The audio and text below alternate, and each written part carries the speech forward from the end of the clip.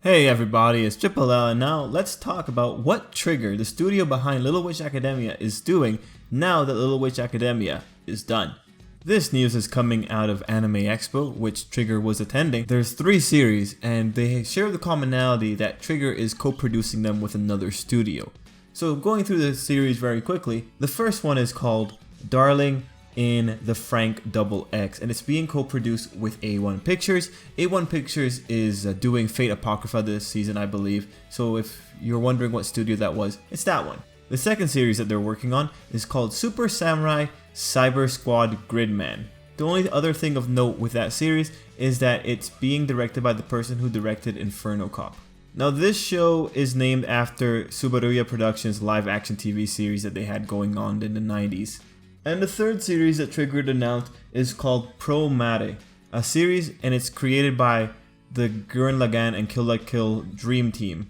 Other notes about this series: it has been under development for 4 years and it is being co-produced by X-Flag, another studio that we don't really hear about too often. So those are the 3 shows that we are getting from Trigger in the near future.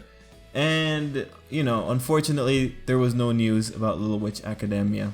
You may hear about some concepts that Trigger has for the characters that weren't really shown in the series itself, but those concepts are pretty much useless unless there's a season 2, and there's still some time before we really know whether or not Little Witch Academia was successful enough for Trigger to go and greenlight a season 2.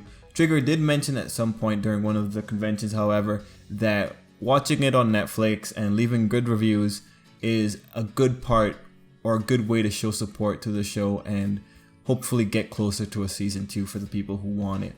Overall, support the series if you like it, because right now there are no plans for it from what we've seen from the 3 shows that Trigger's embarking on next.